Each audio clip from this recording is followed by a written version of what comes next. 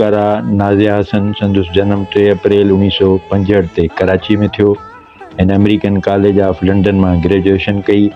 नाज़िया हसन पंहिंजे फ़न जे कैरियर की शुरुआत पाकिस्तान टेलीविज़न के प्रोग्राम संग संग चले सां कई। इन प्रोग्राम में संदसि भाउ ज़ुहैब हसन भी साणुसि गॾु हुयो।